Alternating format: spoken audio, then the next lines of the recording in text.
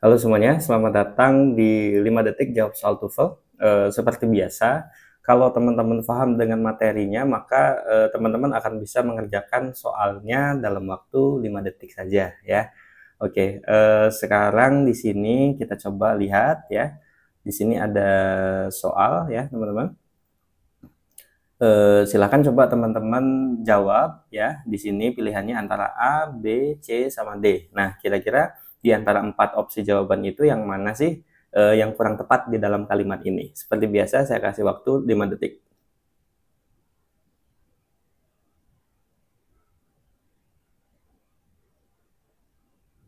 Ya, oke. Teman-teman di sini ya, untuk menjawab soal ini, teman-teman harus memahami di sini perbedaan antara although sama despite ya.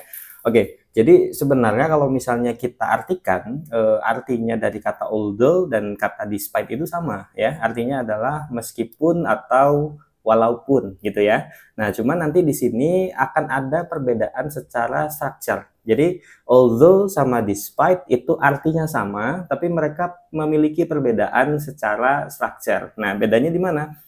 Bedanya kalau although itu jenis katanya dia sebagai conjunction, atau kalau dalam bahasa Indonesia itu conjunction itu kata hubung ya, teman-teman ya. Nah, ciri khas atau structure dari si although ini karena dia sebagai conjunction, maka although itu akan selalu diikuti oleh subjek dan verb ya. Jadi yang namanya conjunction itu dia selalu diikuti oleh subjek dan verb.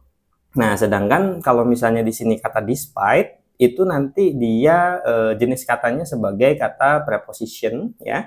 Jadi kalau misalnya dia sebagai preposition maka dia diikuti oleh objek biasanya ya. Jadi yang namanya preposition itu selalu diikuti oleh objek. Nah, dan biasanya sesuatu yang bisa menjadi objek itu biasanya noun dan teman-temannya ya, seperti noun, noun phrase ya, ataupun noun clause ya. Jadi teman-teman nanti mungkin akan bisa mempelajari tentang noun dan teman-temannya di next video ya, teman-teman ya.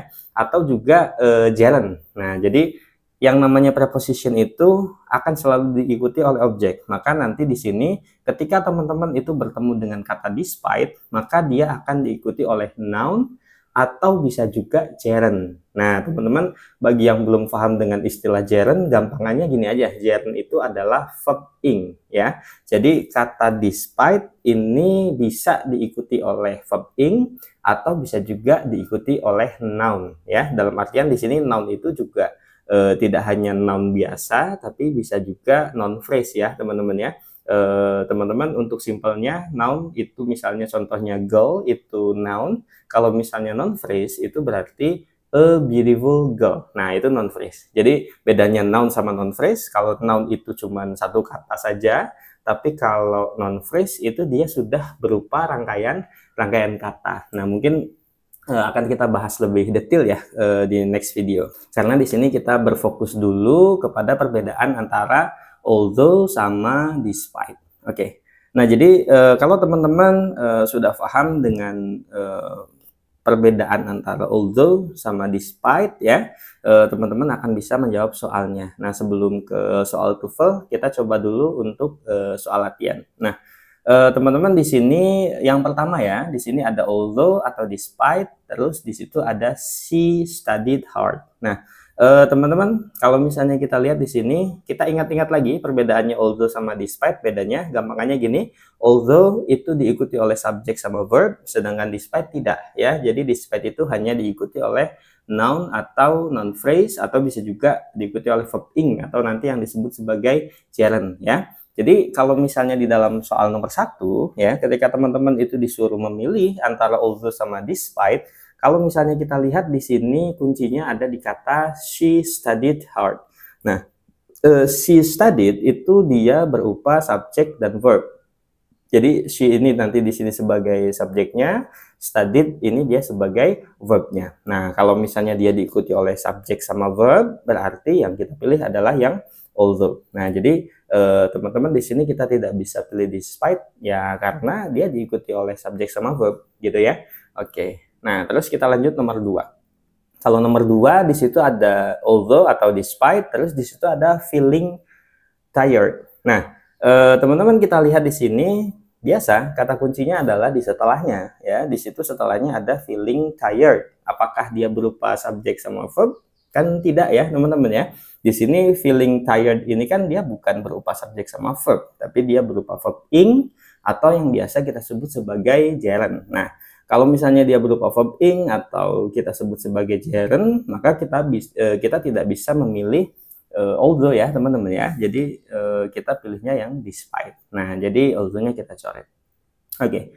Kita lanjut lagi. Nah, di sini nomor 3, they reach the airport on time ya. Di sini ada although atau despite the traffic was heavy. Nah, berarti teman-teman di sini ada the traffic was heavy ya. Nah, itu kuncinya. Nah, the traffic was itu berarti kan subjek sama verb ya.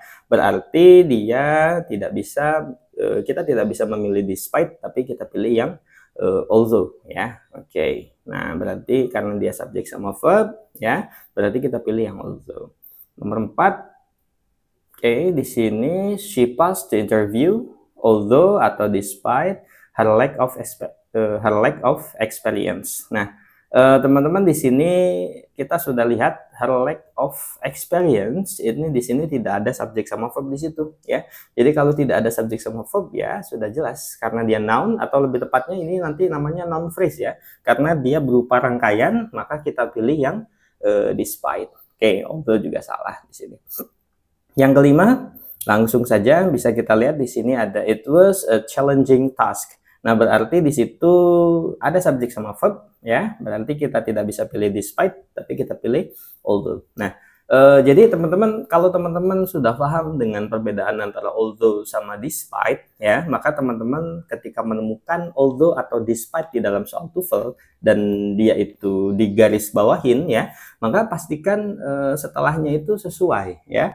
Jadi memang di dalam soal TOEFL ini memang si although sama despite ini seringkali dijadikan soal ya, karena memang although sama despite ini dia memiliki arti yang sama, tapi dia memiliki perbedaan di dalam structure dan jenis katanya ya. Kalau kita ingat lagi, although itu adalah conjunction, maka dia harus bertemu dengan subjek sama verb, sedangkan kalau despite karena dia preposition, maka dia harus bertemu dengan objek ya. Maka nanti kalau despite itu bertemunya sama noun atau noun phrase. Oke. Jadi tipsnya ya satu sih, kalau misalnya ketemu sama although atau despite ya, di garis bawahin di dalam soal TOEFL, maka pastikan yang jatuh setelahnya itu selalu sesuai ya. Jadi harus selalu sesuai. Oke. Nah, kita lanjut. Nah, berarti teman-teman kalau misalnya di dalam soal yang tadi yang di awal ya sudah teman-teman coba kerjakan, maka nanti di sini sudah jelas teman-teman. Di sini kita pasti akan menjawab kata despite ya. Kata despite kenapa di situ yang salah? Karena setelahnya ada television is. Nah, jadi television itu sebagai subjeknya, is itu sebagai verbnya, otomatis yang kita butuhkan itu bukan despite, tapi yang kita butuhkan itu although ya. Jadi teman-teman kenapa although? Karena although di situ berfungsi sebagai conjunction. Nah, jadi yang perlu teman-teman harus ingat di sini ya, teman-teman harus hati-hati karena memecahkan soal ini itu teman-teman membutuhkan pengetahuan tentang structure atau tentang grammar. Jadi tidak hanya bisa diselesaikan dengan meaning, karena sebenarnya kalau pakai meaning atau pakai arti ini dua-duanya benar, karena although itu artinya sama ya dengan despite, artinya sama-sama meskipun. Jadi ketika teman-teman mencoba untuk mengerjakannya dengan arti atau dengan meaning ya, nanti teman-teman pasti akan bingung ya, ini salahnya di mana kata despite, karena secara arti sudah benar gitu ya. Nah, maka di sini teman-teman membutuhkan pengetahuan structure atau grammar tadi ya. Jadi teman-teman sudah belajar, jadi pasti teman-teman di sini pasti akan bisa ketika ketemu lagi soal seperti itu, maka pasti teman-teman akan bisa menjawab soal ini dalam hanya waktu 5 detik saja ya teman-teman ya. Karena ini tergolong soal yang mudah atau kita bisa anggap ini soal bonus. Jadi kalau teman-teman ketemu despite atau although di dalam soal TOEFL, pastikan teman-teman setelahnya itu ya, teman-teman pastikan bahwa setelahnya sudah sesuai ya. Oke, nah di sini teman-teman ada satu soal, coba silakan teman-teman kerjakan ya dalam waktu 5 detik ya, dan jawab di kolom komentar ya teman-teman ya. Oke. Nah, ada juga ini. Oke. Boleh di screenshot dulu teman-teman kalau misalnya memang dia terlalu cepat ya teman-teman ya. Nah, jadi nanti untuk bentuknya tidak harus dia dalam bentuk yang digaris-garis bawahin, tapi bisa juga dalam bentuk yang multiple choice. Teman-teman silahkan pilih ya di sini kira-kira jawabannya yang mana, dan seperti biasa teman-teman bisa jawab di kolom komentar, dan kalau ada pertanyaan ya teman-teman juga bisa silahkan tanya di kolom komentar. Sampai jumpa di next video.